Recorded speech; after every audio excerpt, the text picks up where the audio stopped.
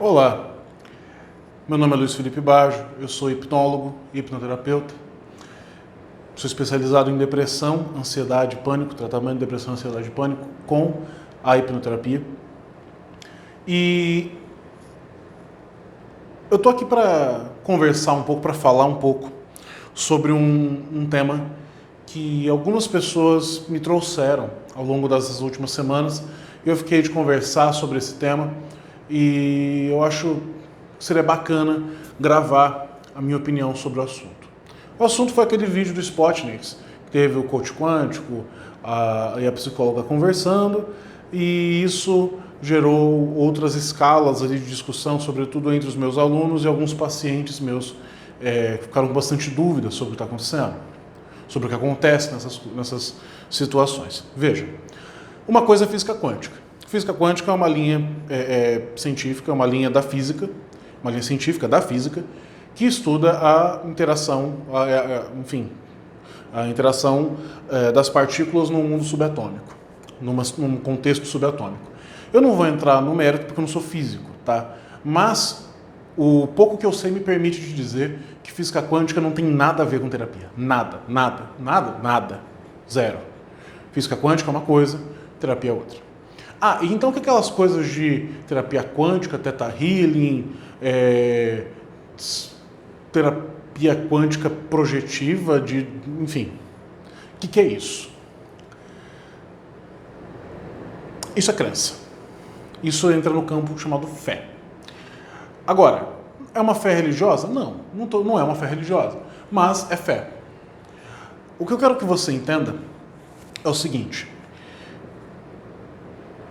não é porque algo não tem comprovação científica que esse algo não pode te ajudar a, enfim, realizar alguma coisa. Tá? Só parar para pensar que não é tão absurdo pensar assim. Nada que existe hoje com comprovação científica foi isento um dia de ser considerado não científico. Teve que ser provado. O que uma coisa tem que ter para ser científica? Tem que ser registrada e comprovada a sua eficácia teórica, prática, enfim, por método científico. Ok? A questão não é porque algo, como eu disse, não é porque algo não tem essa comprovação por método científico que necessariamente não funciona. Ok? Mas algo que tem a comprovação científica, a própria comprovação científica em si já auxilia você a crivar aquilo que pode ser bom e pode não ser tão bom assim, com mais certeza, com mais precisão. Não é? Eu falo até mesmo da hipnose. A hipnose, ela só começou a ter resultado de certas pesquisas e papers científicos comprovando sua eficácia, comprovando o que ela produz na mente, que é a parte abstrata do cérebro, as reações que ela produz no corpo de uma forma geral, de certa forma, bem recente. Então, até pouco tempo atrás, a hipnose em si, a maior parte do que a gente conhece por hipnose, não tinha comprovação científica, e boa parte, na verdade, não tem ainda. Ok? Acontece que já está encaminhado e muita coisa da hipnose já tem comprovação científica. Agora, mesmo quando não tinha, ela ainda funcionava. Então, o primeiro ponto que eu quero observar é o seguinte: não é porque algo não tem comprovação científica que não pode de forma alguma te ajudar.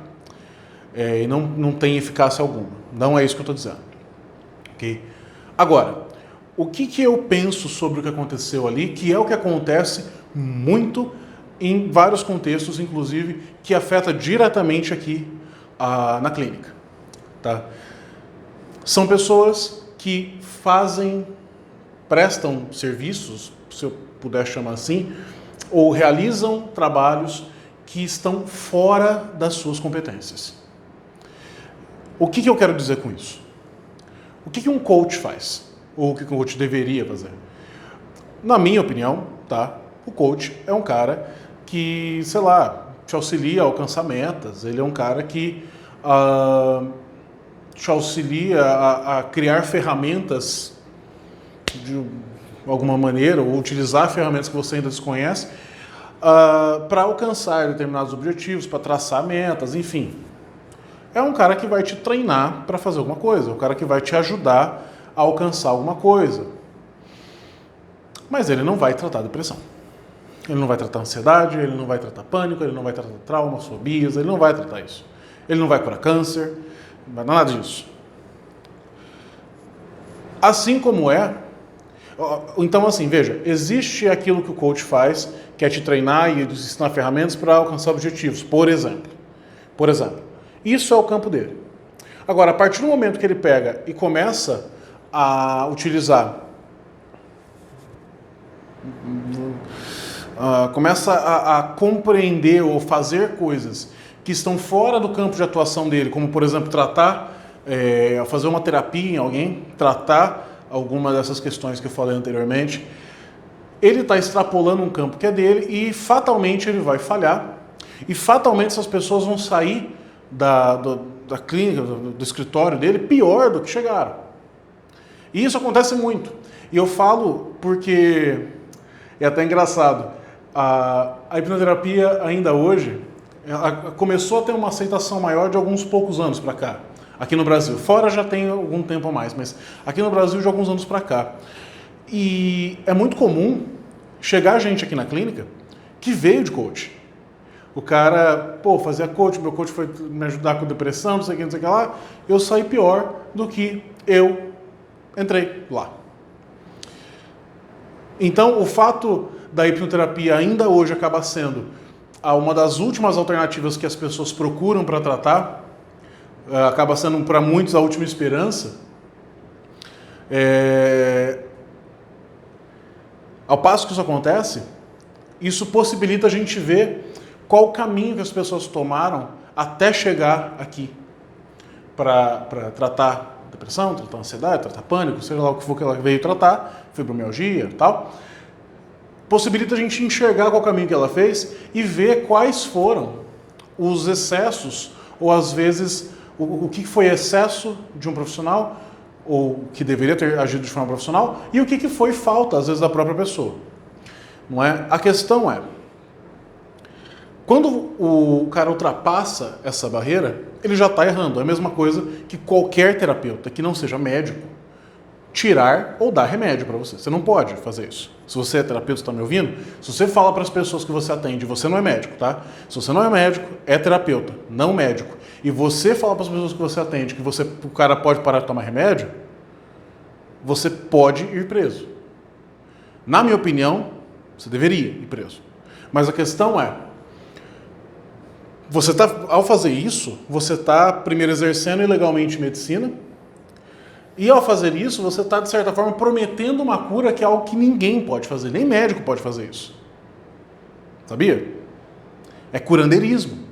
Você não pode prometer cura. O que você promete é que você utiliza a melhor das técnicas, com o melhor dos esforços, executando de forma irretocável para alcançar aquele objetivo o mais breve possível e com a melhor qualidade possível. Você promete fazer o seu melhor. Você promete aplicar tudo que você conhece, tudo que você sabe, mas você não promete cura. Nem terapeuta, nem médico, ninguém pode prometer cura. Então, se você está extrapolando o campo que é seu, é exatamente o que acontece, por exemplo, com essa galera que inicialmente é coach e que começa a querer trabalhar terapeuticamente usando aí coach, tá? Agora, se é coach, terapeuta e coach, aí beleza, aí você sabe o que faz a tua vida, não é? Então, mas o primeiro ponto é esse, que relativamente a esse vídeo do Spotniks e da questão que foi levantada e a minha opinião sobre isso. O segundo ponto é o ponto de utilizar de um viés ou de um conceito científico para justificar determinadas coisas supostamente de forma científica que não tem justificação científica. Colocar termos que são científicos em coisas não científicas não fazem essas coisas terem validade, assim como algo não ser científico não necessariamente tira a eficácia que tem, certo? Então colocar tipo, Theta Healing, tá? Por exemplo, mas coisas tão quântica e tal, mas por exemplo, Theta Healing, quiropraxia, homeopatia, são formas de você trabalhar terapeuticamente que algumas delas, inclusive, têm comprovação científica contrária, dizendo que não funciona, comprovando cientificamente que não funciona. Agora, a essas, sim, você não pode chamar de ciência nunca na vida. Agora, e por que, por exemplo, mesmo não tendo essa comprovação, e mesmo tendo às vezes comprovação de que não tem eficácia científica, por que funciona? Efeito placebo. Se você acredita, e aí que está, o poder da crença, ele existe. E a crença não precisa ser religiosa. Você atribuir poder a uma situação, a uma condição, de forma emocional, de forma subconsciente, vai fazer com que você esteja mais predisposto a aceitar as incorrências e desdobramentos daquela coisa que você está aceitando. Então, vou dar um exemplo super razoável, super ginasial. Quero que você feche os olhos agora. Pode fechar, é rapidinho isso daqui. Feche os olhos, imagine que você está na bancada, em frente a uma bancada de uma cozinha, pode ser uma cozinha que você conheça, uma cozinha que você imaginou agora. Imagina que você está na frente da bancada, da mesa de uma cozinha, e você pega, e na sua frente tem um limão verde, bem grande e bem azedo. E você corta uma fatia grossa, uma fatia gorda desse limão, bem azedo, e você coloca essa fatia no fundo da sua boca. E agora você espreme com a língua e com os dentes essa fatia bem azeda e bem grossa desse limão, e o suco dele começa a lavar a sua boca, lavar inteira, sua boca inteira, embaixo da língua, em cima da língua, por todo o palato. Sua boca fica encharcada daquele ácido, daquele azedo, cada vez mais azedo. Quanto mais ele fica azedo, mais você saliva. Quanto mais você saliva, mais ele azeda. E isso vira um ciclo. Você começa a salivar cada vez mais. Abre os olhos agora. Se você não fez exercício, volta. É legal. Vai te ajudar a entender o que eu vou explicar agora. Por que você salivou? Por que é que você salivou? Por que é que você talvez sentiu o amarradinho aqui no fundo da garganta? Por que é que isso aconteceu? Isso aconteceu porque quando se trata da nossa mente, e só para conceituar, a nossa mente é a parte abstrata do cérebro. O cérebro é o órgão e a mente são os processos abstratos que ocorrem, ok, em função do funcionamento desse órgão. Por que você sentiu o azedo, sentiu o travar aqui, o azedinho, enfim, por que você teve sintomas fisiológicos simplesmente ter imaginado? Porque para a mente não importa se algo acontecendo é real ou imaginado. Então, por exemplo, você sabia que não existia um limão aí na sua boca, mas mesmo assim você teve as reações fisiológicas, talvez poucas, talvez muitas, não importa, mas você teve reações fisiológicas como se houvesse um limão aí dentro. O mesmo acontece quando, por exemplo, uma pessoa que tem crise de ciúme, o que acontece com ela? Ela imagina que o parceiro, a parceira a está traindo agora.